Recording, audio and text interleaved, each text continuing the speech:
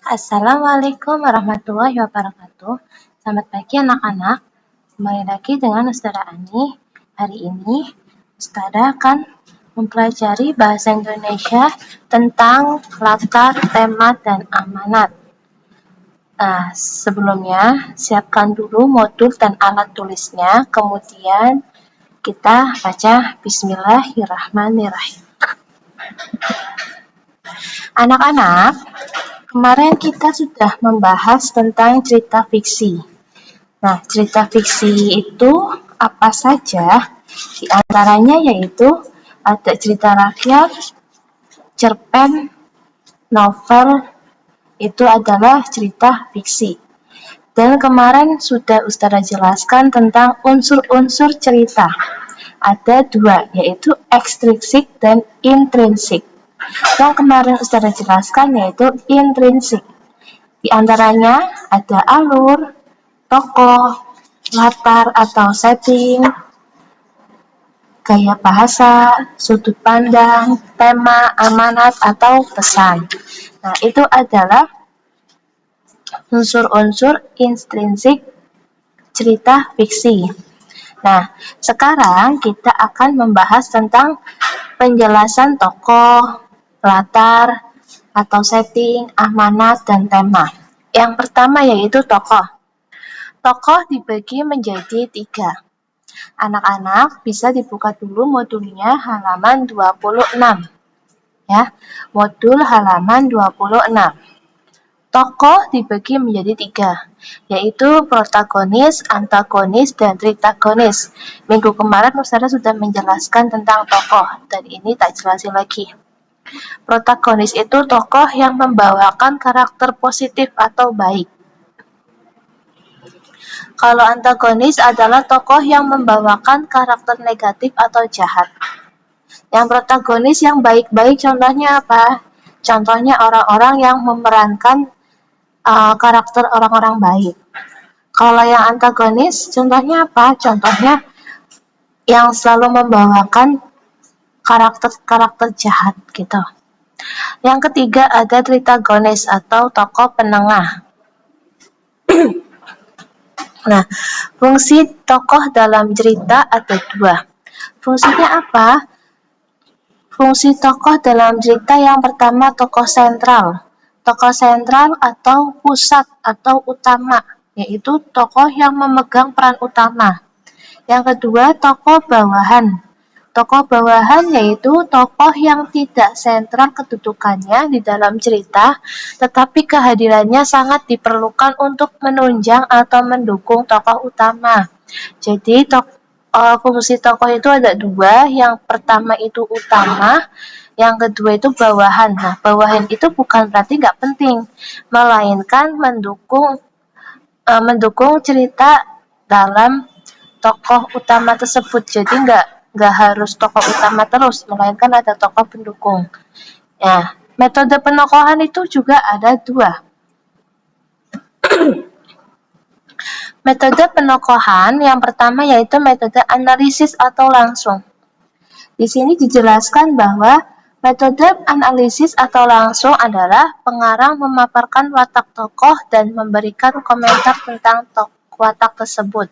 Jadi, metode analisis atau langsung ini pengarang langsung memberikan penjelasan bahwa ini loh watak dari tokoh utama, tokoh pendukung gitu secara langsung gitu. Kalau metode dramatik atau tidak langsung itu adalah watak tokoh didapatkan dengan menyimpulkan dari pikiran, percakapan, atau kelakuan tokoh yang disajikan oleh pengarang. Jadi bedanya, metode penokohan itu bedanya, kalau metode analisis atau langsung, pengarang langsung memberikan tokoh itu, langsung memberikan watak itu dalam tokoh secara langsung. Contohnya gini, Ustazah Ani wataknya seperti ini, seperti ini, seperti ini, seperti itu. Tapi kalau metode dramatik atau tidak langsung, itu pengarang hanya memberikan watak tokohnya itu dalam percakapan. Jadi kita yang membaca atau kita yang menonton drama atau kita yang melihat sinetron atau film-film itu harus mencari tahu sendiri. tokohnya karakternya seperti apa kayak gitu. Disimpulkan dulu ceritanya baru kita bisa mencari watak dalam tokoh tersebut. Seperti itu. Itu yang namanya dramatik atau tidak langsung. Selanjutnya, ada 5 cara menyajikan watak tokoh. Nah, 5 cara menyajikan watak tokoh itu melalui apa saja? Yang pertama, bisa melalui tindakan-tindakannya, terutama ketika ia bersikap dalam situasi kritis. Yang kedua, melalui ucapan-ucapannya. Yang ketiga, melalui gambaran fisik tokoh. Yang keempat, pikiran-pikirannya. Yang kelima, melalui penerangan langsung. Jadi, adanya tokoh pasti ada karakter ya. Nah, cara menyajikan karakter itu bermacam-macam. Bisa dilihat dari tindakannya dia melakukan apapun.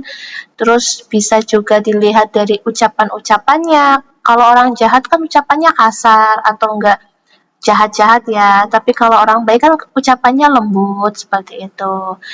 Bisa dari penggambaran fisik tokoh.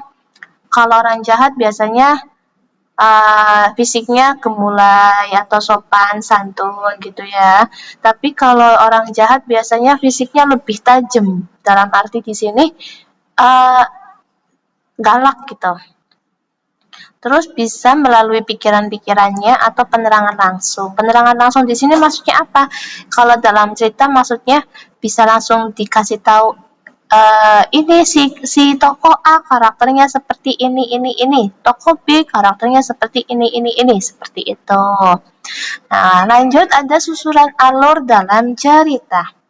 Susunan alur dalam cerita, alur itu jelas ya. Yang kemarin Ustazah sudah jelaskan yaitu urutan-urutan cerita. Nah, urutan-urutan cerita di sini itu dari ceritanya itu dari yang tidak tahu menjadi tahu. Contohnya gini, awal mula ceritanya itu ada kejadian-kejadian yang nggak tahu sama sekali. Kemudian lambat-lambat tahun atau lambat-lambat hari atau beberapa jam itu ada konflik. Nah, di situ alurnya yang tadinya nggak tahu menjadi sedengan. Nanti sedengan ada konflik yang memuncak, nah menjadi tinggi. Dan nanti dari konflik memuncak itu ada konflik yang menenangkan atau damai, jadi baikan, nanti happy ending. Seperti itu urutannya. Itu contoh.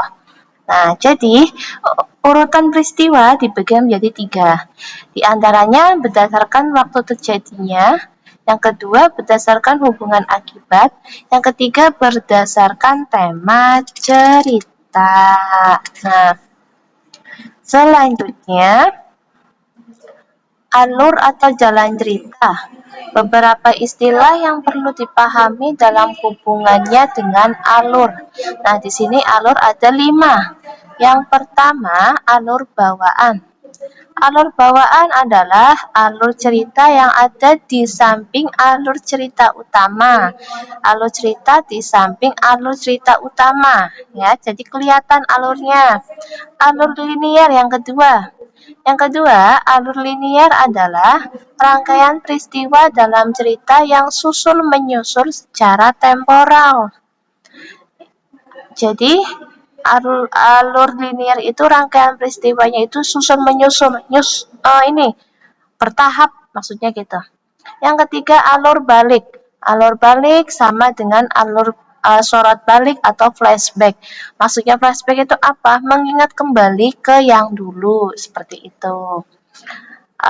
Yang keempat, alur datar adalah alur yang tidak dapat dirasakan adanya perkembangan cerita dari gawatan, klimaks, sampai selesai.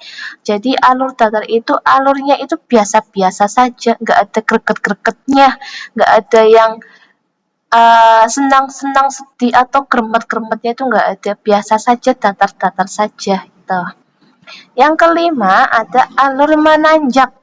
Alur menanjak ini adalah alur yang jalinan peristiwanya semakin lama semakin menanjak atau rumit. Maksudnya, alur menanjak ini pertama bagus ceritanya, tapi lama-kelamaan itu ceritanya muter-muter atau rumit. Nah, itu namanya alur menanjak. Selanjutnya ada latar atau setting. Latar atau setting adalah jelas ya waktu. Bukan cuma waktu aja, latar atau setting itu bisa tempat, waktu, ruang, suasana yang ada di cerita. Nah, macam-macam latar ini ada 3. Yang pertama latar waktu.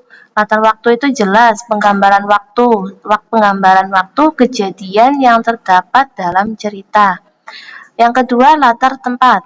Latar tempat penggambaran lokasi atau tempat terjadinya yang terdapat dalam naskah cerita. Jadi tempat terjadinya dalam cerita ya. Yang ketiga, latar suasana. Latar suasana, penggambaran suasana yang menjadi latar belakang terjadinya sebuah cerita. Jadi, bedanya waktu, tempat, dan suasana bisa dipahami anak-anak. Ya, waktu jelas waktu, pagi, siang, sore, malam itu waktu, atau jam sekian itu. Latar tempat jelas kayak di sekolah, di pasar, di rumah, di mall, di mana saja, di tempat maksudnya. Kalau latar suasana itu contohnya bahagia, senang, sedih, terus apalagi suasananya kayak suasana zaman dulu, zaman kerajaan tuh bisa, atau zaman sekarang milenial juga bisa, itu suasana. Tuh ya. Selanjutnya ada tema. Macam-macam tema itu ada 4. Ada tema didaktis, tema eksplisit, tema simbolik, dan tema dalam dialog tokoh utama. Tuh. Tapi anak-anak, tema itu jelas ya, pasti tema itu pokok pikiran yang ada dalam cerita. Tuh. Faktor yang menentukan tema itu juga ada 3 faktornya.